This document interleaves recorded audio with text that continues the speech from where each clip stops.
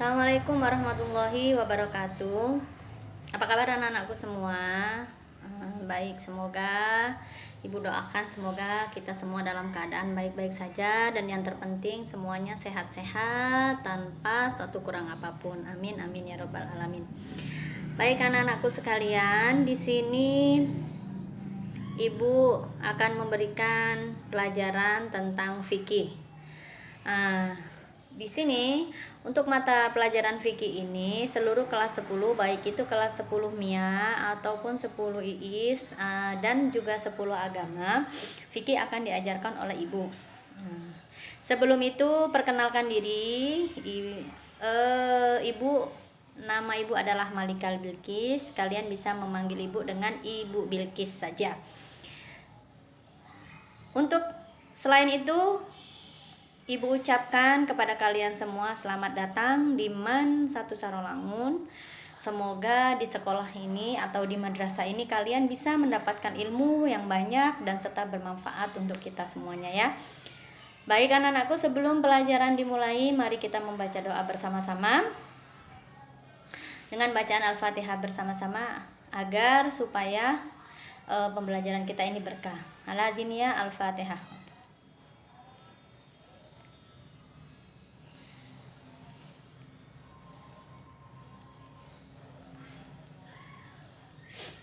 Amin amin ya robbal alamin. Baik anak-anakku, anak kelas 10. Nah, di sini kita akan mempelajari tentang fikih, yang mana bab pertama dari mata pelajaran fikih kita adalah tentang konsep fikih dan ibadah dalam Islam. Ya. Ini adalah bab pertama kita, yang mana di semester ganjil bab 1 tentang materi fikih kita. Untuk kompetensi dasar dari materi konsep fikih dan ibadah dalam Islam, yaitu yang pertama, meyakini kesempurnaan agama Islam melalui kompleksitas aturan fikih, mematuhi hukum fikih dalam ibadah dan syariah, memahami konsep fikih dalam Islam, kemudian menyajikan konsep fikih dalam Islam. Baik, nah untuk tujuan pembelajaran kita apa sih? Tentang konsep fikih dan ibadah, menjelaskan konsep fikih dengan benar, kemudian menjelaskan ruang lingkup fikih dengan benar, membedakan fikih syariah dan ibadah dengan benar, menjelaskan macam-macam ibadah, mempraktekkan ibadah secara baik dan benar. Untuk selanjutnya yaitu di sini Ibu berikan peta konsep dari pembelajaran kita tentang syariah, ibadah dan fikih. Konsep fikih dan ibadah yang pertama ada 3 macam, yaitu syariah, ya, ibadah, kemudian fikih itu sendiri. Yang syariah terdiri ada 2 macam materi, yaitu pertama konsep syariah Islam dan kemudian yang kedua tujuan dan prinsip Islam. Ibadah juga terdiri dari 2 macam, yaitu ibadah mahdhah dan ibadah ghairu mahdhah.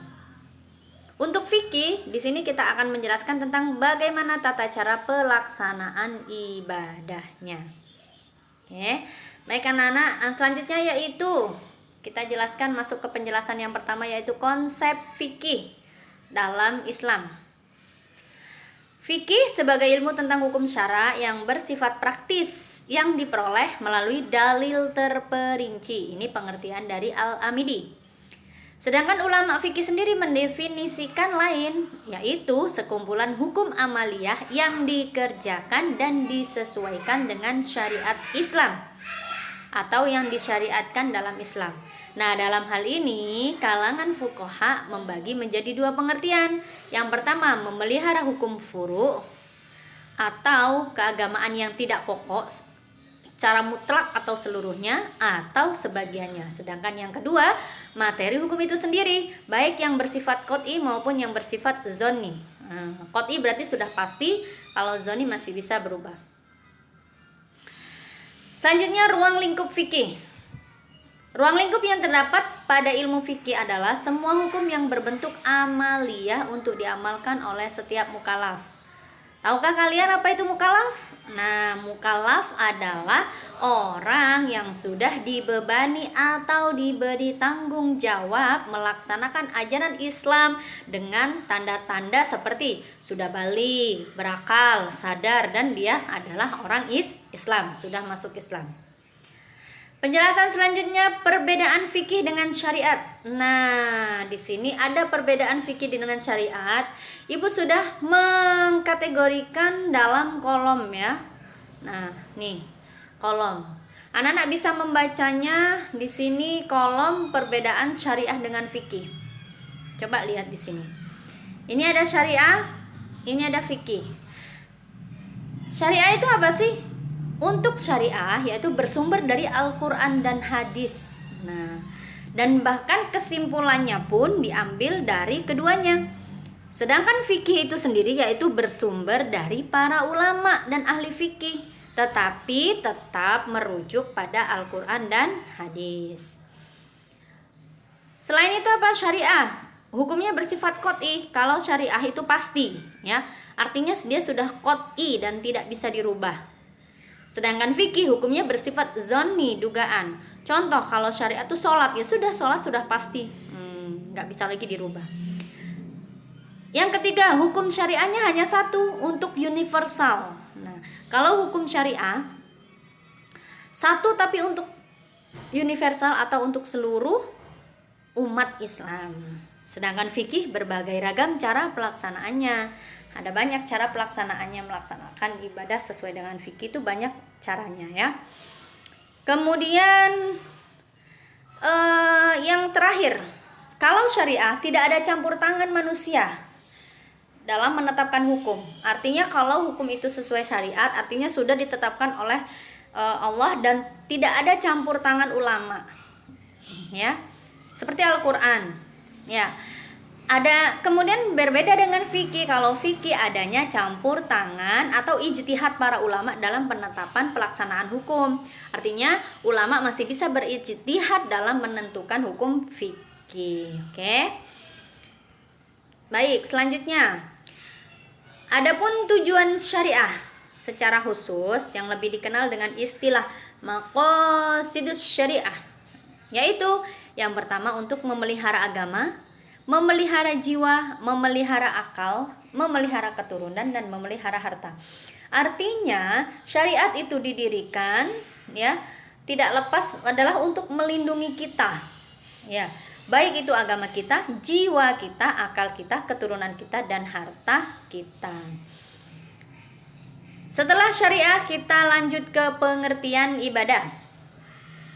Apa itu ibadah? Yaitu sesuatu yang dicintai dan diridhoi Allah, baik berupa perkataan, perbuatan, ataupun perbuatan. Adapun menurut ulama fikih, ibadah yaitu semua bentuk pekerjaan yang bertujuan memperoleh ridho Allah dan menambahkan pahalanya di akhirat. Nah, kita lanjut ke macam-macam ibadah. Ya, ini dia macam-macam ibadah. Ibadah ada dua. Yang pertama ibadah mahdhah. Yang kedua ada ibadah ghairu mahdhah. Ibadah mahdhah itu adalah apa? Ibadah yang khusus menghubungkan antara kita dengan Allah, antara hambanya dengan Allah secara langsung. Nah, dengan cara apa? Dengan cara mengikuti cara yang sudah dicontohkan oleh Rasulullah, seperti sholat, ya kan? Itu adalah hubungan kita dengan Allah secara langsung.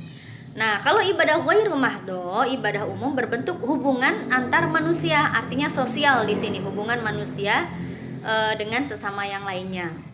Nah, Islam dalam hal ini hanya memberikan perintah atau anjuran dan prinsip-prinsip secara umum. Misalnya menyantuni fakir miskin. Nah, itu kan hubungan sosial ya, antara kita manusia dengan manusia, mencari nafkah, kemudian saling tolong menolong. Itu semua adalah hubungan kita sesama manusia.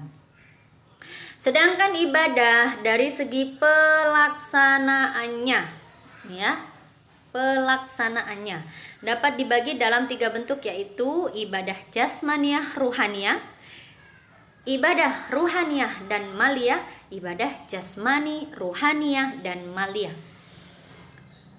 Jasmania rohania itu apa? Perpaduan antara jasmani dan rohani, misalnya sholat dan puasa. Nah, itu kan jasmani dan rohani kita sama-sama beribadah ya. Sedangkan ibadah rohania dan malia yaitu perpaduan antara ibadah rohani dan harta seperti zakat. Zakat itu kan membersihkan rohani kita dengan mengeluarkan harta benda ya. Kemudian yang C, ibadah jasmani, rohaniah, dan malia, yaitu ibadah yang menyatukan ketiganya, baik itu dari segi jasmani kita, kemudian rohaniah kita, dan harta kita. Contohnya seperti ibadah haji. Haji itu kan mengeluarkan uang, kemudian kita butuh tenaga kita untuk melaksanakannya, kemudian hati kita harus bersih saat melaksanakan ibadah haji. Untuk ditinjau dari kepentingannya, ibadah menjadi dua, yaitu nih ya. Ibadah dibagi menjadi dua, yaitu fardi, yaitu untuk perorangan, atau ijtimai masyarakat, seperti zakat dan haji ya. Kemudian ditinjau dari segi bentuknya, ibadah ada 5 macam, yaitu sebagai berikut. Nah itu ya, ada A, B, C, D, E, ada 5. Kita lanjutkan ke prinsip-prinsip ibadah dalam Islam. Prinsip ibadah dalam Islam, yang pertama ada niat. Kemudian yang kedua ada ibadah yang tulus kepada Allah. Kemudian yang C, keharusan untuk menjadikan Rasulullah sebagai tauladan. Kemudian ibadah itu memiliki batas kadar waktu yang tidak boleh dilampaui. Nah, jadi ibadah itu ditentukan waktunya. Nggak boleh sholat zuhur, waktunya sholat zuhur, kalian sholat asyar, nggak boleh ya. Beribadah dalam keseimbangan antara dunia dan akhirat. Nah, artinya seimbang antara ibadah dunia dan ibadah akhirat. Ibadah tidaklah gugur kewajibannya pada manusia sejak balik dalam keadaan berakal sampai meninggal dunia. Artinya kewajiban beribadah itu diwajibkan dari mulai kita balik sampai kita meninggal dunia. Baik, untuk selanjutnya tujuan ibadah dalam Islam. Apa sih tujuan ibadah itu? Untuk membersihkan dan mensucikan jiwa dengan mengenal dan mendekatkan diri kepada Allah Subhanahu wa ta'ala serta mengharap ridhonya. Nah, sekian anak-anakku sekalian untuk penjelasan bab 1. Ibu sampai di sini. Nah, untuk apabila ada pertanyaan, silakan kita bisa diskusikan ke grup WA, atau untuk menambah pengetahuan kalian juga bisa membaca di buku paket fikih atau di buku fikih digital. Kalian bisa membacanya untuk menambah pengetahuan kalian, agar nanti saat kita minggu selanjutnya insya Allah kita akan mengadakan Zoom dan kita berdiskusi, kalian sudah mempunyai bahan dan mempunyai pengetahuan lebih tentang fikih ibadah ini ya. Nah, insya Allah di minggu depan kita Zoom. Di dalam Zoom itu nanti kita akan diskusikan. Ibu juga akan memberikan tugas seperti biasanya, baik itu berdiskusi atau membuat sinopsis. Kita akan diskusikan melalui Zoom. Tanya jawab juga di situ. Nah, atau sambil menjelang minggu depan kita bisa diskusi melalui WA ya. Baik. Untuk selanjutnya, sekian anak-anakku sekalian, jangan lupa ya anak-anakku sekalian, di dalam keadaan seperti ini jaga selalu kesehatan kalian. Kemudian perbanyaklah ibadah untuk menambah imun kita dan iman kita. Kemudian jangan lupa, walaupun kita tidak tatap muka, belajarnya melalui online, tetap semangat. Oke, baik. Sebelum Ibu tutup, seperti biasanya Ibu ingin mengingatkan kepada kalian bahwa dahulukan adab sebelum ilmu. Oke? Karena al-adab fauqal ilmi, adab lebih tinggi derajatnya sebelum kita menuntut ilmu. Oke, baik anak-anakku sekalian, cukup sekian. Semoga pertemuan kita, video ini memberikan manfaat bagi kita semua untuk pembelajaran kalian di rumah. Mari kita tutup pembelajaran kita hari ini dengan bacaan hamdalah bersama-sama. Alhamdulillahirabbil alamin. Wassalamualaikum warahmatullahi wabarakatuh.